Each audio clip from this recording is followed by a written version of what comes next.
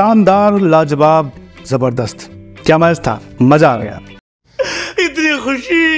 अब ये है असली ताकत भारतीय क्रिकेट की, ये है असली रुतबा हमारे टॉप ऑर्डर का, एक इंडियन क्रिकेट फैन का। एक इंडियन क्रिकेट फैन को जिस जिस चीज की दरकार होती है वो सब था इस मैच में। क्या बैटिंग, क्या बॉलिंग, हर डिपार्टमेंट में हमारे बॉयज ने दिखा दिया कि रैंकिंग में कोई भी नंबर 1 हो। अगर भारतीय खिलाड़ी अपने आप पर आ गए तो काबिलियत और टैलेंट के मामले में कोई भी हमारे सामने नहीं टिक पाता है। हमारे बल्लेबाजों ने जलवा बिखेरा ही, साथ ही बॉलर्स ने भी गजब के स्पेल डाले। भैया पाकिस्तान टीम की तो पूरी धज्जियां उड़ा कर रख दी है हर डिपार्टमेंट ने। और जो पीछे नंबर 1 ओडीआई टीम बनने का घमंड इनके सर चढ़कर बोल रहा था, ये सब लोग जो हवा में उड़ रहे थे, पूरा घमंड चकनाचूर कर दिया। बैटिंग, बॉलिंग और फील्डिंग की तो दबाकर धज्जियां उड़ा दी। और जो पिछले हफ्ते ये कह रहे थे कि पाकिस्तान नहीं बचा, इंडिया बचा है, आ जाओ भाई, जवाब मिल गया होगा आपको। आजा आजा आजा पहलवान आजा। बाबर आजम को तो डेफिनेटली डोमिनेट कर दिया। हाँ, ये जीत देर से आई, 2 दिन का वेट करने के बाद, पर इस जीत से बड़ा सुकून मिला। हमें नहीं, केएल राहुल को भी। कहने को तो सिर्फ एक सुपर 4 का मैच था, लेकिन 2 दिन चलने वाले इस ड्रामेटिक मुकाबले की कई बड़ी कहानियां रही, गौर करने लायक कई बातें थी, कई पॉइंट्स रहे। तो चलिए शुरू से शुरू करते हैं। अभी मजा आएगा ना भिड़ो। ये एक ऐसा रेयर मुकाबला था जिसका टॉस भी बड़ा इवेंटफुल था, जहां टॉस से ही कई सवाल उठाए गए और हर मैच की शुरुआत होती ही टॉस से। मैच के पहले मौसम काफी गर्म था, जहां कड़क धूप निकली हुई थी। ऐसे में साफ था कि टॉस जीतकर टीम पहले बॉलिंग करेगी, लेकिन बाबर ना जाने सीधे नीचे से उड़ करके आए थे। उन्होंने कोई कंडीशन, कोई एक्सपर्ट व्यू देखी नहीं। हाँ, माना कि बारिश होनी थी, पर प्रेजेंट में मौसम भी तो देख लेते। टॉस जीता और ले ली बॉलिंग, जिसका कोई सेंस नहीं था। ऐसी मुश्किल कंडीशंस और कड़ी धूप में कोई बेवकूफ ही होगा जो अपने फास्ट बॉलर से मजदूरी करवाएगा। आधा मैच तो बाबर यही हार गए। खैर, ये तो पाकिस्तान की करतूतें थी टॉस के वक्त। अपने वाले भी कहीं पीछे नहीं थे। मेरे तो भाई तोते उड़ गए जब केएल राहुल को टीम में जबरदस्ती घुसाने के लिए अय्यर को बैक स्पेजन दिला दिया गया। हम ठीक है। ठीक कहा है?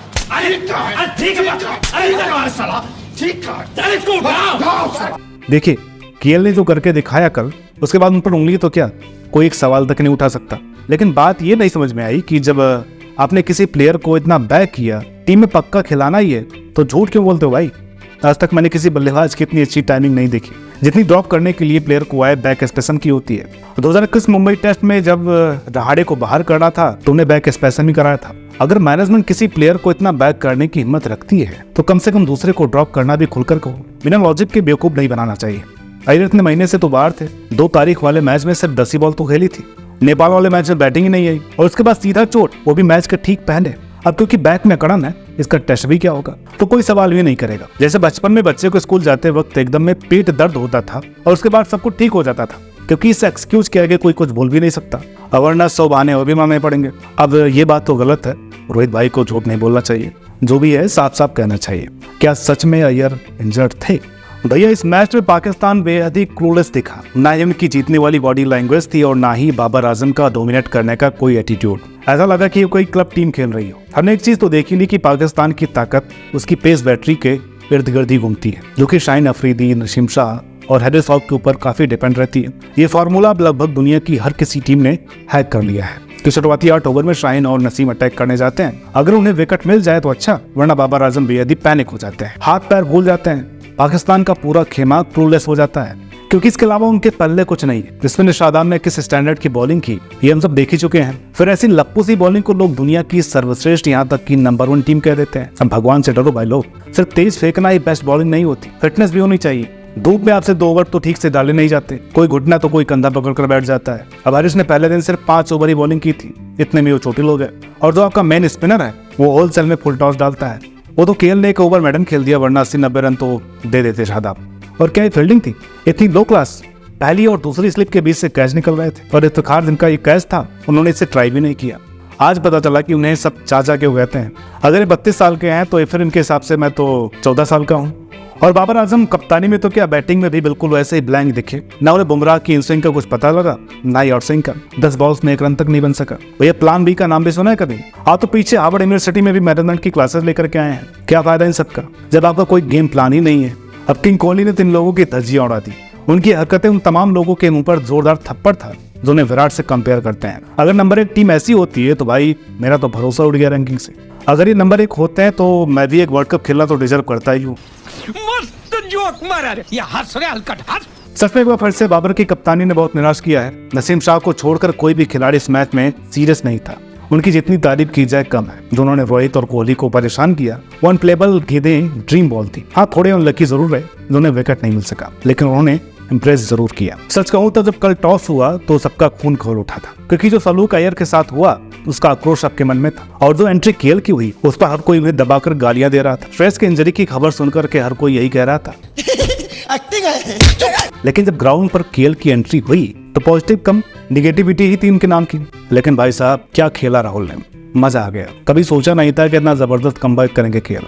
अब इस बात के लिए थोड़ा आप लोग हमको भी ट्रोल कर सकते हैं, क्योंकि पिछले कुछ वीडियोस में हमने केएल को जबरदस्त ट्रोल किया था। इतनी गजब की परफॉर्मेंस की उनसे किसी ने उम्मीद नहीं लगाई थी। सवाल तो ये था कि क्या वे अभी भी फिट हैं, क्या वे ठीक से खेल पाएंगे, लेकिन वे सही मायने में पाकिस्तान के साथ खेल गए। मानो या ना मानो, ये राहुल 2.0 है, जिसने अपने पुराने free flowing stroke play, stylish class का नजारा पेश किया है और 111 रन की एक लाजवाब पारी खेल अपने हर क्रिटिक्स, हेटर्स और लोगों को करारा जवाब दिया जो कि उन पर कटाक्ष करते हैं। साथ ही साथ हमको भी। साथ ही उनका बल्ला गरज रहा था। शादाब की आउटसाइड ऑफ स्टंप बॉल को जो मिड विकेट से उन्होंने 84 मीटर लंबा छक्का जड़ा, उसने तो कोहली और रोहित को भी हिलाकर रख दिया। अपने 2000 ओडीआई रन भी पूरे किए। इंजरी से सीधा उठकर उन्होंने इतना अविश्वसनीय परफॉर्मेंस किया कि किसी ने सपने में भी नहीं सोचा था। और तो और उन्होंने कीपिंग भी की, जो कि काबिल तारीफ थी। सच कहूं तो केएल ने मेल लूट लिया और अपनी गेम से सबको साफ कह दिया कि वो सुपर फिट है। अगर वर्ल्ड कप में भी वो ऐसा ही खेल गए तो मजा ही आ जाएगा। इस मैच के नायक रहे विराट कोहली, जिन्होंने एकदम से पाकिस्तानी गेंदबाजों के वक्त बदल दिए, जज्बात बदल दिए, जिंदगी बदल दी। पहले दिन जब 24.1 ओवर का खेल हुआ था तो कोहली 16 बॉल में सिर्फ 8 रन बनाकर खेल रहे थे। कई लोग बोले कि ये तो टेस्ट खेल रहे हैं, लेकिन हमें मालूम था कि वो तूफान से पहले की शानदार थी, क्योंकि पाकिस्तान सामने हो और आपकी टीम में विराट कोहली हो तो फिर भैया उनका चलना 200% पक्का है। लेकिन ग्राउंड अगर प्रेमदासा हो फिर तो अगर एक बार विराट ने 50 का आंकड़ा छू लिया फिर वहां से सेंचुरी बनती ही है, वो मिस नहीं करते। तो जबरदस्त बैटिंग की विराट ने। शुरू में खूब टाइम लिया, लेकिन सेट होते ही पाकिस्तान को अनसेटल कर दिया। ये वो अद्भुत पारी थी जिसने 2022 टी20 वर्ल्ड कप की झलकियां थी। अब 6.4 ओवर में नसीम की 121 की गति वाली चेस्ट हाइट की स्लाइड शॉट बॉल थी, तो वहां से लगाए उनके शॉट ने हैरिस रॉक को लगाए साइकेनिक 6 का रिप्ले दिखा दिया। इसके बाद मोहम्मद गैफ की कमेंट्री कि विराट का भारत को मिलना एक वरदान है। मजा ही आ गया। वही मैच की आखिरी बॉल पर वो 6 तो वो वैसा ही था जो 2022 वर्ल्ड कप में उन्होंने बांग्लादेश को मारा था। उनकी जबरदस्त 122 रनों की पारी ने हमें एक बार फिर आश्वस्त कर दिया है कि आज भी किंग कोहली इस टीम के स्तंभ हैं, जिन्होंने सबसे कम पारियों में 13,000 ओडीआई रन भी पूरे किए हैं। ये पाकिस्तान का अब तक का सबसे लचर, सबसे फिसड्डी परफॉर्मेंस था, जहाँ कोई फाइट, कोई टीम वर्क उनके खिलाड़ियों ने नहीं किया। लेकिन हमारे खिलाड़ियों ने जो टीम वर्क दिखाया, 13.2 ओवर में ही 103 रन करने, रोहित और गिल ने जो शानदार शुरुआत की उसने दिल खुश कर दिया। भले ही रोहित शुरू में स्ट्रगल कर रहे थे, लेकिन फिर जो हिटमैन ने रूप धारण किया उसने एक शानदार नींव रखी, जिसे विराट और केएल ने बारिश के बावजूद बड़े अच्छे से मोमेंटम से निभाया। और आगे हमारी पेस बैटरी ने भी खूब जोर से बॉलिंग की। लेकिन बॉलिंग के हमारे सरताज रहे कुलदीप, जिन्होंने 5 विकेट झटक पाकिस्तान की कमर तोड़ दी। जो डाउनफॉल के बाद उन्होंने एक कमबैक करके दिखाया, उसकी जितनी तारीफ की जाए बहुत ही कम है। खैर, आखिरकार बारिश के कारण कई खलल के बाद ये मैच पूरा हुआ, शुक्र है। अब ये मैच पूरा हो चुका है, तो यहाँ से एक चीज हमें समझनी होगी कि हर बार सामने वाली टीम का मेन बॉलर चोटिल नहीं होगा, जो उसके ऊपर पार्ट टाइम बॉलर डालेंगे। ये रोज नहीं होगा कि सामने वाली टीम इतना गंदा खेले। रोज हमारे बॉलर का दिन इतना अच्छा नहीं होगा। ये जीत हमारी वर्ल्ड कप जीत की न्यू हो सकती है अगर हम ऐसे मिलकर परफॉर्मेंस करें, वरना ओवर कॉन्फिडेंस किया तो सर्वनाश भी हो सकता है, क्योंकि Australia, England, New Zealand, south Africa भी बेहद घातक क्रिकेट खेल रही हैं, जिससे बचकर रहना होगा। तो एक पाकिस्तान से जीत को दुनिया जीतना मत समझिए। अभी अगले मैच में श्रीलंका से भी जीतना है, वो भी काफी लाजवाब खेल रहे हैं। ये होगा हमारा असली टेस्ट। बाकी आपको ये वीडियो कैसी लगी कमेंट करके बताइएगा। वीडियो अच्छी लगी हो तो प्लीज इसे लाइक करें, शेयर करें। चैनल पर नया हो तो प्लीज इसे सब्सक्राइब करना ना भूलें। मिलते हैं आपसे अगली वीडियो में, तब तक के लिए नमस्कार।